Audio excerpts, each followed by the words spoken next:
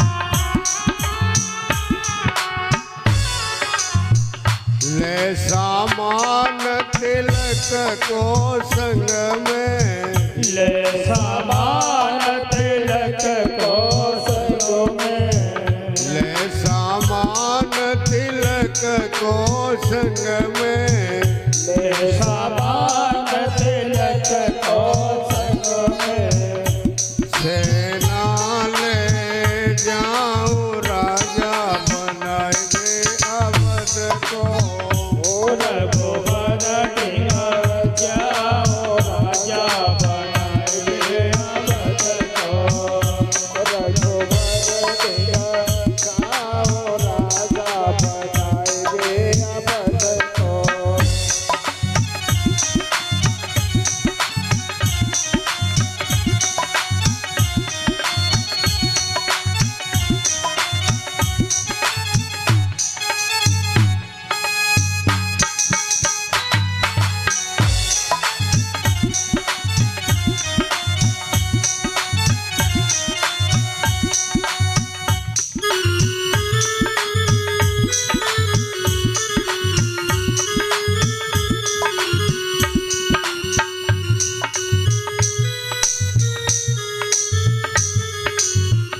जब मेरे रघुबर राजा बनी है, जब मेरे रघुबर राजा बने हैं, जब मेरे रघुबर राजा बनी है, जब मेरे रघुबर राजा बने हैं, वन में रमे जाऊं राजा बनाए बे अवध को। रघुबर ढिंग जाओ राजा बनाए बे अवध को। रघुबर ढिंग जाओ राजा बनाए बे अवध को। रघुबर ढिंग जाओ राजा बनाए बे अवध को। रघुबर ढिंग जाओ राजा बनाए बे अवध को।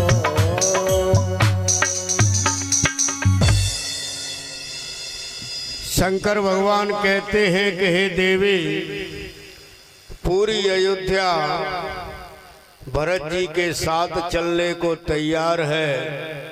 सुंदर 3 पालकी बनवाई, जिस पालकियों में कौशल्या, कैकेयी, सुमित्रा तीनों माताओं को साथ लिया अयोध्या का राजकोष साथ लिया और गुरु वशिष्ठ ब्राह्मण संतों को साथ में लेकर के भरत जी राम जी से मिलने के लिए चित्रकूट को चलते हैं। भरत जी का दल चित्रकूट के लिए प्रस्थान करने लगा। ओ भरत चले चित्रकूट हो रामा, राम को मनाने। भरत चले चित्रकूट हो रामा, राम को मनाने। भरत चले चित्रकूट हो रामा, राम को मनाने। भरत चले चित्रकूट हो रामा, राम को मनाने। राम को मनाने भाभी सीता को मनाने। राम को मनाने भाभी सीता को मनाने।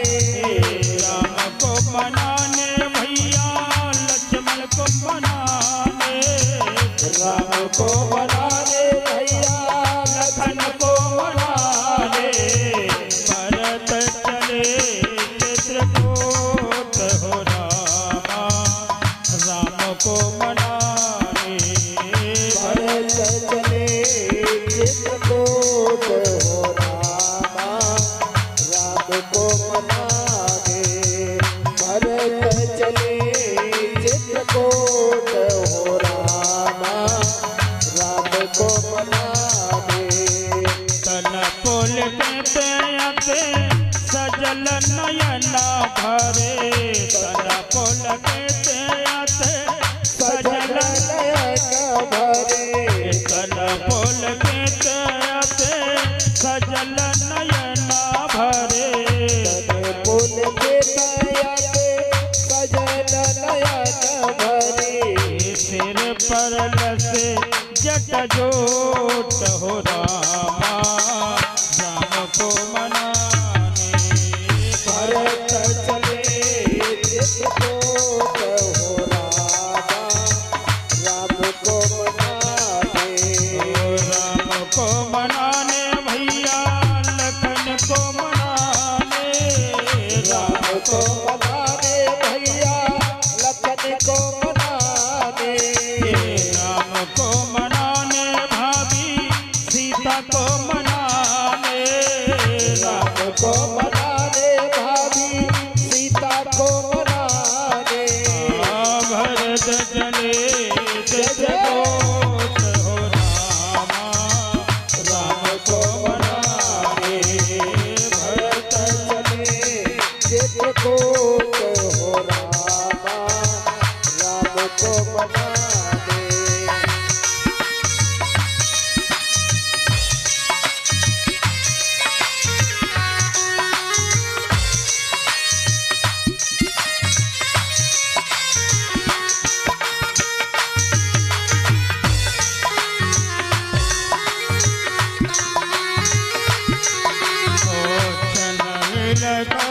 चना प्रेम मगन मना। चना बिलखत चना प्रेम मगन मना। चना बिलखत चना प्रेम मगन मने। मन कर धीरज छोट हो रामा, राम को मनाने। भरत चले चित्रकूट हो रामा, राम को मनाने। राम को मनाने भैया लखन को मनाने। राम को मनाने भैया लखन को मनाने। राम को मनाने भाभी सीता को मनाने। राम को मनाने भाभी सीता को मनाने। ओ भरत चले चित्रकूट हो रामा, राम को मनाने।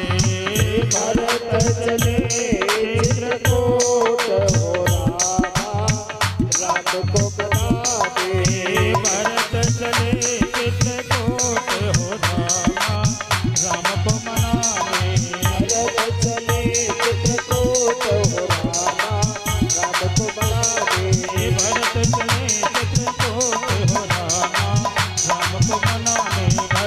चले जिसको तो रामा राम को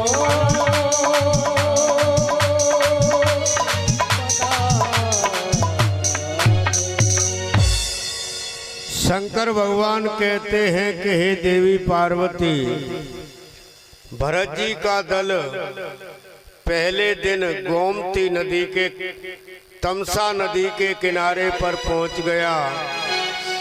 रात्रि विश्राम तमसा नदी के किनारे पर किया।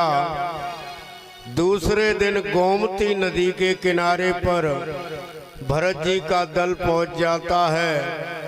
तीसरे दिन सई नदी के किनारे पर भरत जी विश्राम करते हैं और चौथे दिन श्रृंगवेरपुर जो निखाद राज की राजधानी है, श्रृंगवेरपुर में भरत जी का दल पहुंच जाता है। जैसे ही श्रृंगवेरपुर में निखादों के राजा निखाद राज को मालूम हुआ कि भरत सेना के सहित आ रहा है, एकदम विचार करने लगा निखाद राज कि भरत अगर सेना के सहित आ रहा है तो कोई न कोई भरत के मन में भेद है, क्योंकि भरत अगर मिलने के लिए आता तो ये चतुरंगनी सेना की क्या जरूरत पड़ती।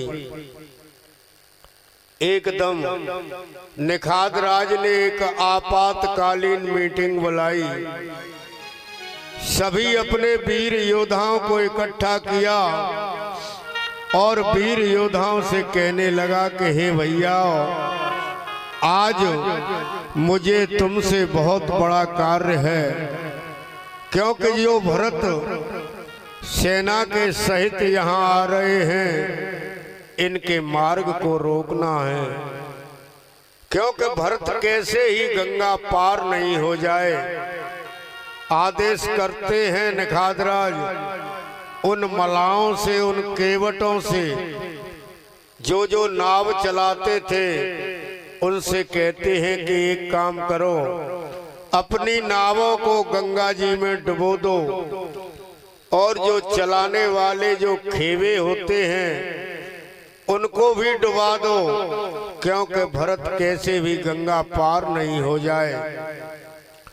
और वीर योद्धाओं से निखाद राज कहते हैं कि हे भैया, आज तुमसे मुझे बहुत बड़ा कार्य है, क्योंकि आज मैं अपने मित्र की मित्रता को दिखा करके रहूंगा कि देखे कैसे आज भरत और मेरे मित्र के पास पहुंचेगा, मैं भरत को गंगा पार नहीं होने दूंगा। ऐसा विचार करते हैं, एकदम छींक होती है। एक बुढ़े आदमी ने कहा कि रुको, छींक हो रही है, क्योंकि छींक का भी विचार होता है हमारे समाजों में। तो वो बुजुर्ग कहने लगा कि ऐसा नहीं हो जाए कि बिना सोचे विचारे जब कोई कार्य करता है तो अंत में उसको पछताना ही पड़ता है। पहले भरत को पहचानो, देखो, परखो, जब आगे कार्य करना।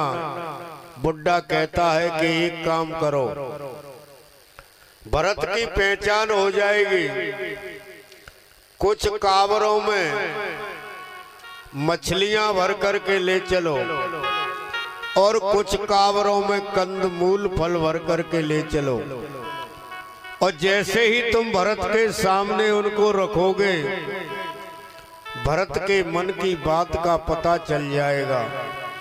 देखो कितनी बढ़िया युक्ति है परीक्षा की। वो बुड्ढा कहता है कि भरत अगर इन मछलियों की तरफ, मांस की तरफ अगर भरत देखता है तो ये समझ लेना कि भरत के मन में कोई मैल है, और अगर कंदमूल फलों की तरफ भरत अगर देखता है तो ये समझ लेना कि भरत राम जी को मनाने के लिए जा रहा है।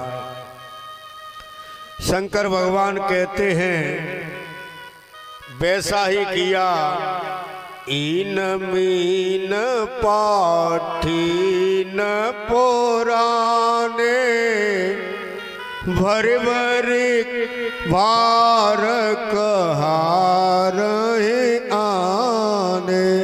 तुरंत व्यवस्था बनाई गई।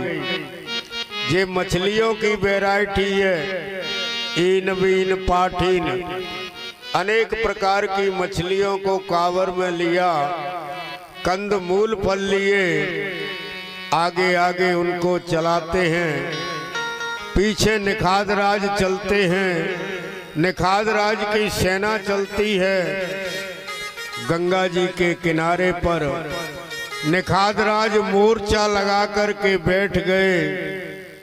शंकर भगवान कहते हैं, कहे देवी, जैसे ही भरत जी आगे बढ़े, निखाद राज ने भरत जी को देखा, आंखों से अश्रुपात हो रहा था, पैरों में छाले थे भरत के। भरत की स्थिति इतनी खराब थी, भरत जी को होश ही नहीं था।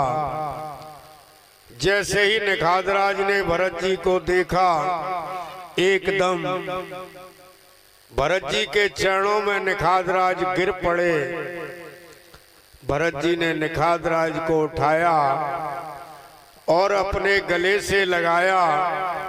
निखाद राज कहते हैं कि अनजान में बिना सोचे समझे अगर कोई कार्य करता है तो उससे बहुत बड़ा नुकसान होता है। मैं पहले क्या सोच रहा था, और जब यहाँ की स्थिति देखी तो यहाँ तो भरत जी के होश हवास ही उड़े हुए हैं। शंकर भगवान कहते हैं, निखाद राज भरत जी की सब प्रकार से व्यवस्था करते हैं। खाने के लिए कंदमूल फल, भरत जी का जो समाज था उसके लिए निखाद राज ने कंदमूल फल का भोजन करवाया। फिर उस जगह पर लेकर के गए जहां रात्रि में राम और सीता ने शयन किया था। भरत जी ने जाकर के उस अशोक के पेड़ के नीचे उस सांथरी को देखा। उस सांथरी पर 2 सोने के मोती पड़े दिखाई दिए। शंकर भगवान कहते हैं कि हे देवी पार्वती, सीता जी की जो चोटी थी उस चोटी से वो मोती टूट करके गिर पड़े थे, क्योंकि घास फूस की चटाई में चोटी उलझ गई, इसलिए वो 2-4 मोती वहाँ भरत जी को मिले। शंकर भगवान कहते हैं, उन मोतियों को देख करके भरत जी और ज्यादा दुखी हुए।